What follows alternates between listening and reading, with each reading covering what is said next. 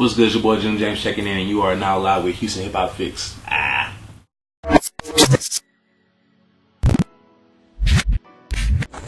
Can you let the people know what part of Houston you're from and what it was like growing up?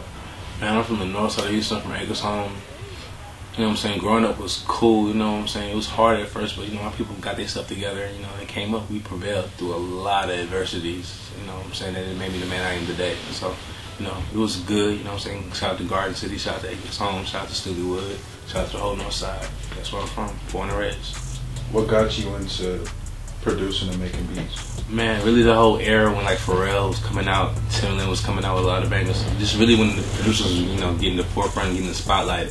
You know what I'm saying? Back then, like in the 80s and like the early 90s, producers was really getting credit for like, you know, making records. You really know who's making the beats, you know what I'm saying? But like really during the early 2000s and late 2000s, producers started, you know, having tags and started having personalities and brands behind their beats, and it was more enticing to me than just being a rapper, you know what I'm saying? So that's really what got me into the game. Like guys like Lil Jon, Pharrell, Timbaland, Swiss Beats, the greats. So you were just influenced by people you see, like celebrities? There was no one close to you that made beats? Like, how did you actually start? That's the crazy thing about it. There was nobody ever like around me that was into music. My family actually didn't even understand what the hell I was doing. They didn't even know what the hell a beat was. Like it's literally like now they're just now getting to understand what I'm doing with my life. So yeah, like there was really nobody around me who just was like a really just like a heavy music, you know, influence on me in like ever. It was just kind of crazy. How did you actually learn how to start making beats? I taught myself. It was a guy I went to school with named Keith Venn, and I'm shouting him out because without Keith Venn, I wouldn't be Jim James or Jim Jeans, you know, or be doing anything right now. It was a dude who used to always, I wasn't a bully, but you know, I used to pick on him in school.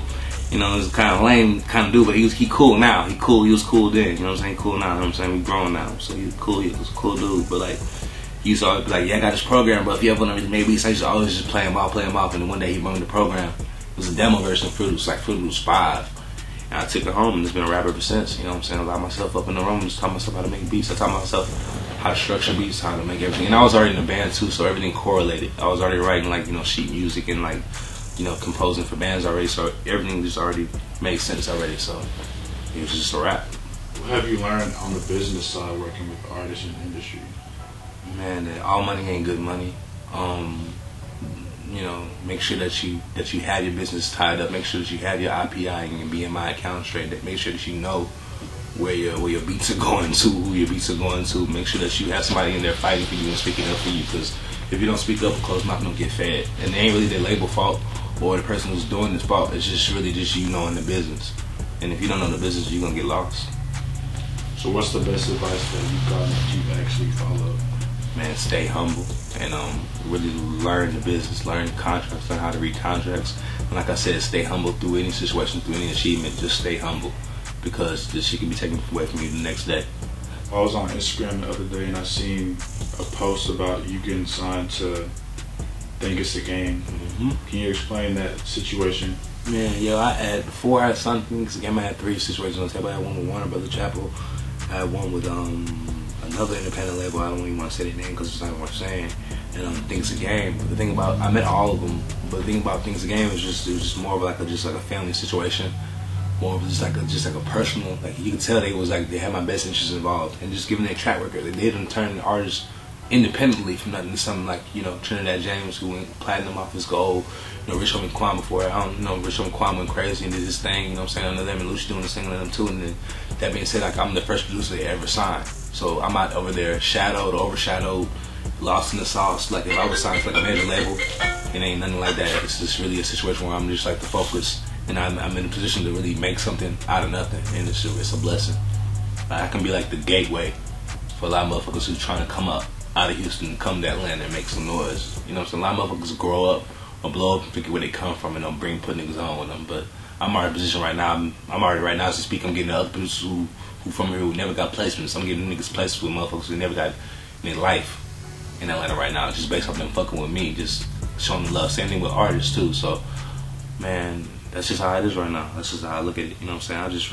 I'm really just trying to like really bring what we got going out here out there, slowly but surely. You know what I'm saying? Really just, you know, turn up. You know what I'm saying? And I really just want to be I just know I'm gonna be in a position, like I just talked to my CEO yesterday. I'm gonna be in a position where I'm gonna be, executive producing records, not just albums, not just producing songs. So it's a lot, a lot comes with that, with that title and that territory.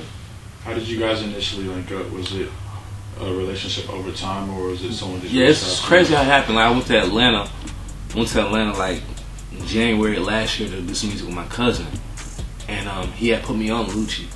And I heard about Thanks to Game, the brand, the label, through, like I said, because Rich Homie was blowing up, because Rich Homie was one of my favorite artists at the time, and I heard about Trinidad James, but Lucci had stood out to me because I never heard of him until I went to Atlanta. And I found out he was from Thanks to Game too. He was with TIG too. So I brought the CD back, and I told my manager at the time, T Ferris, shout out to T Ferris, because he got a lot to do with my career too. But I told my manager I wanted to bring him out here to Houston, because at the time I was doing this thing out here in Houston called Take Over Tuesdays with Rap A Lot. So we bring him out here, and ever since then, me and Lucci just had a steady relationship, just a good rapport, and then just blossomed into the music that you hear in the day, just based off of just relationships and just reaching out. So is your relationship with Lucci more of a music thing, or is it more personal? I can say it's a good balance of the both, because I can't say when we kick it, when we work, and it's never no like Hollywood, never no change up, never none of that. But what I'm saying, he busy as hell right now, and I'm busy as hell right now. So we catch each other when we catch each other. When we in Atlanta, what I'm saying, he always reach out. We always in the studio together, always working. But right now, it's just time to grind. So it's like I said, it's a good balance of personal and business. Can you explain how the whole Keys to the Street song came about? Man, that record was really crazy. I made the beat in like August of last year. You know what I'm saying? This is I was on house arrest, so I was going through hella shit, so I had no choice but to go to the studio and home. So I was making probably 20 beats a day at the time. I don't make nearly as much as I used to, but I probably made 10 beats a day on a good day. But this is the time where I was just all or nothing. God does it sometimes. Sometimes he just takes nothing for you to make you just work extra hard, and that's what was going on at the time. And as soon as, like I said, me and Lucci was really cool. We was coming out here all that. And I was just flying on beats all the time, and I never knew that was gonna be that track. You know what I'm saying? Like I said, all producers know this. If you're watching this, every producer know that that single that become that single, they don't never know that's a single when they make the beat. It just happened through time. So I sent the beat, and I remember 2 weeks later, he was like, "Man, I got a surprise for you, man. We can change your life. It's gonna be crazy. My both our lives can change. We got #1." I was like, "What you talking about?" And I ain't hear, and he would never show me the record. He'd always play with me "Yeah, I got something for you. I got a surprise for you." And then the record just dropped. And he just took off, you know what I'm saying? Key to the Streets. I never knew it was gonna be as big as it was, and I still don't really just feel the impact. Because when you make a history, you don't never know, you'll never feel it, you know what I'm saying, until afterwards. So right now, I'm not even in the moment. I'm really just focused on getting another one. We just dropped Every Day We Lit. That's his new single. That's doing really good with PNB and Rock. It's gonna be crazy. I feel like by March, April, it's gonna be an anthem. So we just focus on the next banger. Wish Me Well 3 come out next year too. What was your initial reaction when you seen the remix with Lil Wayne and 2 Chainz? Man, it was like I was in awe, because bro, I grew up on Lil Wayne. We all did. Anybody who that age, around the same age as me, they know Lil Wayne the truth. You know where Lil Wayne come from.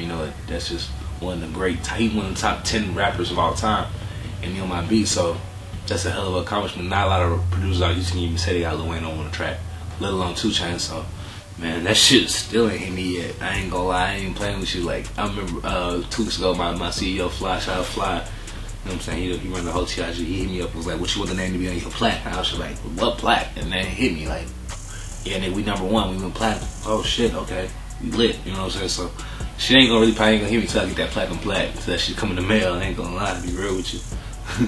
Ain't hit me yet. What is the difference in working with Atlanta rappers and Houston rappers? And a lot of people from Atlanta aren't from Atlanta, so that's one thing people get fucked up. 2, it's just like I said, people come out there to work. People out here, I don't know, it's like people out here get so caught up in local fame and local popularity that they get lost in the bigger picture. You know what I'm saying? That comes from back in the day. Niggas went platinum in Texas. Niggas was going platinum out their trunk.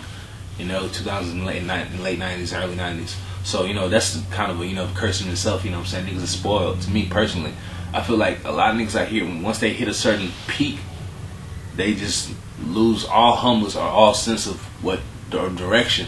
And it's not their fault. There's not enough people out here who know business, and not a lot of people, personally, I think not a lot of people who can guide artists in the right direction to make a career outside of Texas or outside of Houston. And so, you know, I just feel like, you know, just the learning curve is just different, and it's not their fault. It's a lot of people from Houston in Atlanta right now making noise you wouldn't even know, because they decided just to say, like, I'm not going to even deal with the bullshit here and deal with the same circle of people that I'm going to see every month and every year. You know, because you'll go to these DJs clubs every day, you know what I'm saying? They'll play a motherfucker record who they ain't never met in their life. And you'll sit there and go to the club every day, even pay these motherfuckers, and they might play a motherfucker once a week. You know what I'm saying? That's fucked up. So I feel like it's not really the artist's fault. I feel like the DJs really have more control than they should out here, and that's really what fucks up the culture for me personally, because it's like a divide between who you side with and who you don't side with. And I might get in trouble for this interview, but I don't really care, because I feel like it's more important for the artist to know that. You know what I'm saying? Like, focus on getting out of here and spreading your brand and just kissing everybody's ass around here, because at the end of the day, they're gonna play the shit anyway. If you go from out here, they play Travis Scott, then you know who the fuck Travis Scott was. You see what I'm saying? So it's the same shit. Get out of here, spread your brand around. And I feel like that's the biggest thing. Don't get caught up in just the local shit, being a local celebrity. Like, the whole goal of this shit is to be something bigger than local. You know what I'm saying? And I feel like a lot of people lose their mind when they get like a little radio play or a little club play, and it goes to their head, and it's kind of fucked up. But that's the gift and curse of Houston artists, to me personally. That's what it is different to me. What artists can we expect for you to be working with in the future? Like I said, I got 2 Chainz album coming out. Got some shit with Justin Bieber on the way. Got shit with Young Thug on the way. Got a lot of shit, just so much shit, and I like surprising people, because people didn't know I had Key to the Streets. I just let them know that it was coming. I had some major coming away, and I'm gonna do the same thing right now. A lot of major shit coming out 2017. Just be on the lookout for it.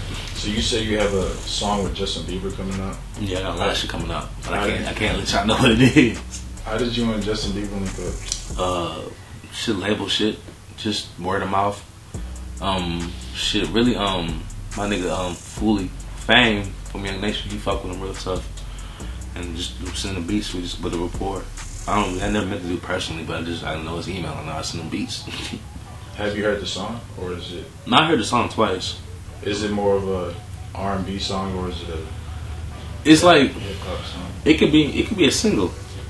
It could really be a single. It's like that, like kind of like that beachy vibe, you know, that Hawaiian vibe, but like got like a little trap twist to it, like some shit Drake would cry on. So what projects do you have coming out? I got Your Genius 5 coming out. So we got Wish Me Well 3 coming out. We got my artist Magic, who I'm really looking forward to dropping, because this is my first time really like cultivating a career from scratch. He's really dope. He's just turned 21, so that's really what my main focus on. Magic. We don't look out for Magic. Like, he's saying enough Magic. That's the next nigga who's gonna come out of Houston, out of Texas, period. My artist Magic Hard.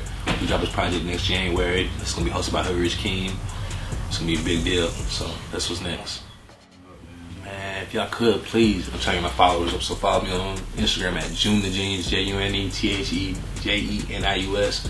Download my new mixtape out. Really, please purchase my new project out called June the Genius, self-titled. It's on Apple Music right now. You can just type in June the Genius, like I just spelled it, JUNETHEJENIUS. Please buy it, please purchase it, you know what I'm saying? Be on the lookout for my video, Hang of It, dropping next January, featuring B King, MCBs, and EXO. It's going down.